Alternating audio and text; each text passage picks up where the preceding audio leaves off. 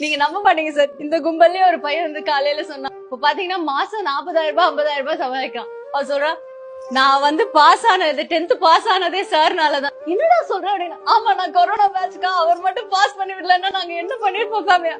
I was like, wow. அப்போ எங்கேயோ இருக்கிற அந்த பையனோட லைஃப் நல்லா ஆகும்னு நினைச்சு நீங்க அந்த டிசிஷன் எடுக்கும்போது உங்களுக்கு ஏதாவது ஏன் சார் அப்படி பண்றீங்க அப்படி யாரா கேட்டாங்களா? இல்ல மாணவர் பருவம் என்பது கிடைப்பதற்கு அறியா பருவம். ஒவ்வொரு மனிதனுக்கும் அந்த பருவம் என்பது ஒரு பொற்காலம் என்று சொல்லலாம். அந்த காலகட்டத்தில் இப்படி கொரோனா வந்து இடையூறு ஏற்பட்டது,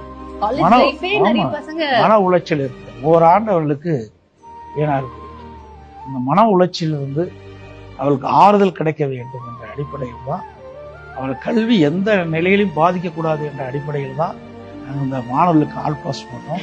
கல்லூரி மாணவர்களுக்கு ஆன்லைன்ல வகுப்பு நடத்தி ஆன்லைன்லயே தேர்வு நடத்தி அவர்களும் தேர்ச்சி பெற்றாங்க. ஆக ஒரு மாணவ பருவம் என்பது வாழ்க்கையில் முதல் ஸ்டெப். படிக்கட்டுல உயர் படிப்பு படிக்கிறதுக்கு படிக்கட்டுல முதல் படிக்கட்டு ஏற்பட்டார். அதுல அவர்கள் மனம் தளராமல் இருக்க வேண்டும் என்ற அடிப்படையில் தான் இந்த ஆல் பாஸ் கொடுத்தோம். நம்முடைய மாணவர்களுக்கு கல்லூரி மாணவர்களுக்கு ஆன்லைன்லயே வகுப்பு ஆன்லைன்லயே தேர்வு வாய்ப்பு கொடுத்து அவர்களும் தேர்ச்சி பெற்றார்.